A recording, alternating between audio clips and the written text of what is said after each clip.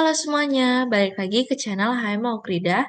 Bersama saya, Princess Mailangkai, mahasiswi akuntansi angkatan 2023.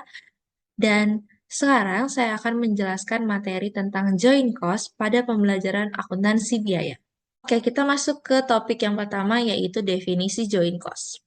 Joint cost adalah biaya yang dikeluarkan dalam suatu proses produksi gabungan yang terjadi sebelum atau sampai dengan titik pemisahan. Nah, joint cost itu seperti artinya adalah penggabungan biaya dari eh, produk-produk yang ada. Nah, jadi ada bahasa lain yaitu joint product atau gabungan produk yang merupakan produk yang dihasilkan dari input yang sama dan proses produksi yang sama berupa material, labor, dan juga FOH. Nah, joint product ini terbagi menjadi dua, yaitu main product dan by product. Main product itu artinya adalah produk utama, dan by product adalah produk sampingan. Produk utama sendiri adalah produk yang dihasilkan merupakan tujuan pokok operasi perusahaan dan kuantitas serta nilai jualnya relatif lebih tinggi. Jadi, em, produk utama ini adalah produk yang sangat diutamakan dalam memproduksi suatu barang tersebut. Sedangkan byproduct atau produk sampingan merupakan produk yang dihasilkan dari suatu proses produksi gabungan yang kuantitas dan nilai jualnya relatif lebih rendah, yang artinya dapat digunakan mungkin sebagian. Lanjut, mungkin pada banyak yang nanya, apa sih ini titik pemisahan? Jadi, titik pemisahan atau split off point adalah titik waktu dalam proses saat produk dapat diidentifikasi secara terpisah atau tahap pemrosesan di mana dua atau lebih produk dipisahkan. Nah, jika ada biaya yang dikeluarkan setelah titik pisah, maka biaya tersebut bukan lagi joint cost, melainkan tambahan biaya produksi atau additional cost. Ini adalah gambaran mengenai joint cost itu sendiri. Oke, lanjut ke topik yang kedua, yaitu metode tanpa harga pokok. Metode ini merupakan biaya produksi produk gabungan tidak dialokasikan ke produk sampingan. Jadi, semua biaya produksi gabungan dibebankan ke produk utama. Dalam metode ini, hasil penjualan produk sampingan akan dicantumkan dalam perhitungan laba atau rugi. Sebagai berikut, terdapat 4 macam. Yang pertama ada pendapatan lain-lain. Yang kedua ada hasil penjualan tambahan produk utama. Yang ketiga adalah pengurang harga pokok penjualan produk utama. Dan yang terakhir pengurang biaya produksi atau harga pokok produksi produk utama. Kita langsung masuk aja ke soal yang pertama, yaitu membuat jurnal. Yang pertama kita buat adalah mencatat biaya produksi. Biaya produksi ini terdapat pada soalnya. Lanjut kita ke mencatat finished good produk utama.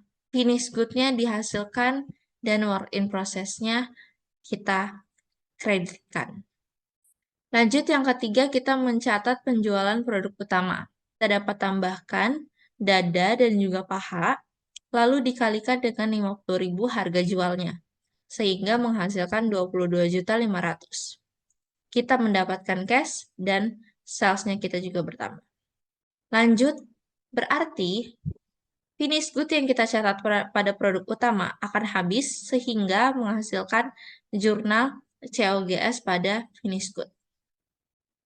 Oke, lanjut ke soal yang kedua. Disuruh membuat laporan laba rugi dengan asumsi pendapatan lain-lain.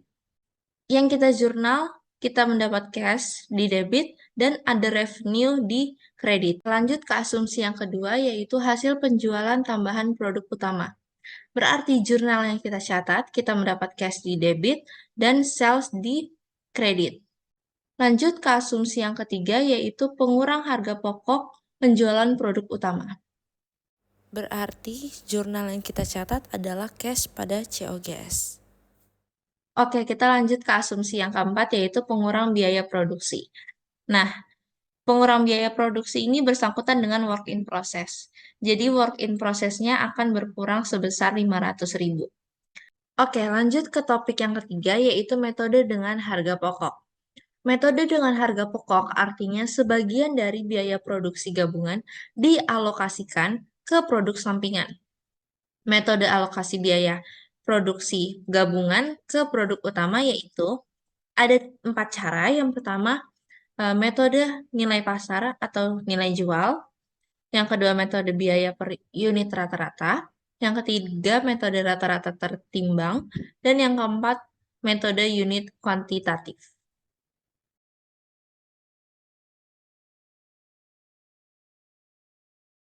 Oke, kita masuk ke pertanyaan yang pertama, yaitu total biaya yang harus dialokasikan ke produk sampingan. Yang pertama adalah sales by product. Sales by product 500.000 itu dapat dari mana sih?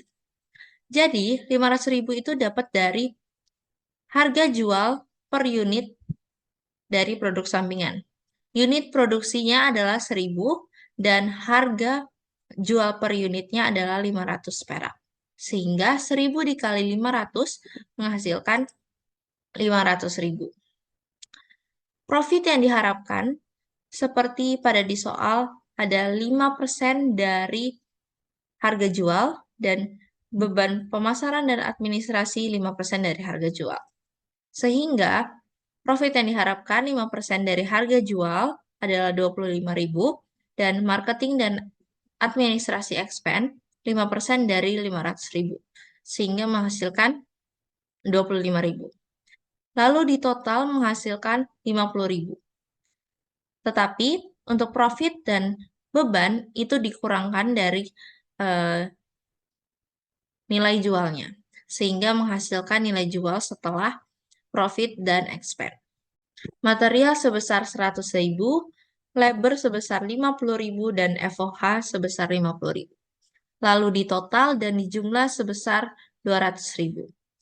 Dikurangkan dengan nilai jual setelah profit dan expense yang menghasilkan biaya produksi produk sampingan sebesar 250.000. Lanjut ke pertanyaan kedua, yaitu total biaya yang harus dialokasikan ke produk utama. Total joint cost sebesar 120.250.000 dan kita kurangkan dengan biaya produksi produk sampingan sebesar 250.000. Sehingga hasil biaya produksi produk utama sebesar 120 juta. Oke, kita lanjut ke soal yang ketiga, yaitu metode nilai pasar atau nilai jual. Metode ini menggunakan dasar alasan bahwa harga pasar mencerminkan besarnya biaya yang diserap oleh setiap macam produk utama. Terbagi menjadi dua, yaitu sellable at split of point, yang artinya produk utama langsung dijual setelah titik pisah, dan not sellable at split of point, yang artinya produk utama diproses lebih lanjut setelah titik pisah. Kita masuk ke yang pertama, yaitu sellable at split of point.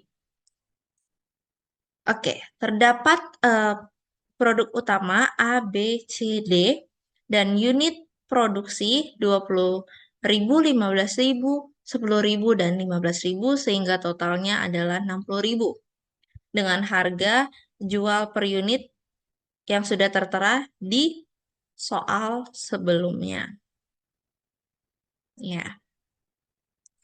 Oke, kita langsung masuk aja ke penjumlahannya. Lanjut kita mencari total harga pasar. Total harga pasar itu B dikali C, yaitu unit produksi dikali dengan harga jual per unit. 20.000 unit dikali dengan 1.250 perak, sehingga menghasilkan 25 juta. Dan dijumlah dan total dari keempat produk ini adalah 166.500.000. Lanjut kita ke rasio. Total harga setiap produk dibagi dengan total harga pasar. Yang artinya 25 juta dibagi dengan 166 juta 5.000. Sehingga menghasilkan 15%. Begitu juga seterusnya. Dan total dari keempat produk ini akan menghasilkan 100%. Lanjut ke alokasi biaya produk gabungan ke produk utama atau alokasi joint cost. E dikali total F. Nah, E-nya sebesar 15% dikali dengan 120 juta, sehingga menghasilkan 18 juta. Lanjut ke produk B, 27% dikali dengan 120 juta, sehingga menghasilkan 32 juta 400. Begitu selanjutnya. Lalu kita mencari laba kotor. Laba kotor itu adalah total harga pasar dikurang dengan alokasi join cost. Jadi, 25 juta dikurang dengan 18 juta sehingga menghasilkan 7 juta. Dan begitu seterusnya. Lalu dijumlah dan menghasilkan 46 juta 5.000. Nah, sekarang kita lanjut ke not sellable at speed of point. Seperti biasa, terdapat 4 produk utama A, B, C, D, dan unit produksi seperti sebelumnya. Dan yang berbeda adalah harga jual setelah diproduksi lebih lanjut. Seperti pada di soal, nilai jual per unit setelah proses lebih lanjut berubah dari ini menjadi ini. Sehingga yang kita catat adalah ini. Kita langsung masuk ke perhitungannya. Lanjut kita cari total harga pasar, yang artinya unit produksi dikali harga jual. 20.000 unit dikali 1.500. Dan menghasilkan 30 juta. Begitu seterusnya, dijumlah menjadi 255 juta. Lanjut, kita ada biaya pemrosesan lebih lanjut. Ini biaya merupakan biaya tambahan atau additional cost. Kita dapat jumlah ini dari mana? Dari soal. Dari soal. Nih, ada tambahan biaya sehingga kita masukkan ke tabel tersebut. Lalu ada nilai pasar hipotetis, yang artinya total harga pasar dikurangi dengan additional cost.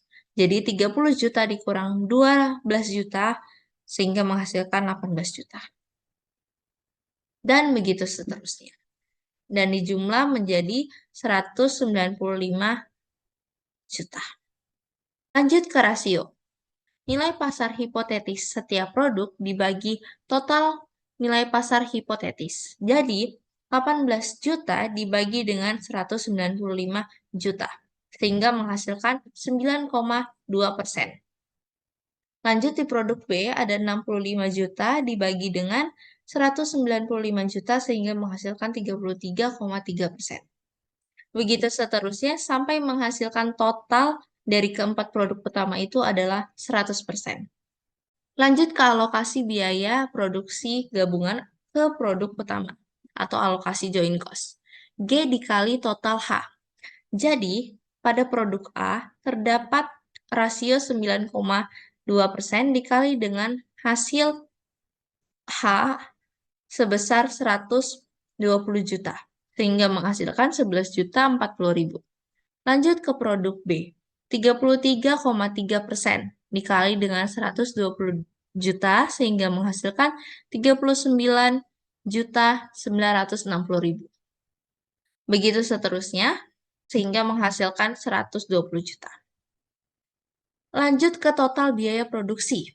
Total biaya produksi adalah E ditambah H. Biaya pemrosesan lebih lanjut atau additional cost ditambah dengan alokasi join cost. Jadi 12 juta ditambah dengan 11 juta 40.000 sehingga menghasilkan 23 juta 40.000. Begitu seterusnya, laba kotor yang kita cari itu dari D dikurang I. D ini adalah total harga pasar dikurang I total biaya produksi. Jadi 30 juta dikurang dengan 23 juta 40.000 sehingga menghasilkan 6 juta 960.000. Dan begitu seterusnya.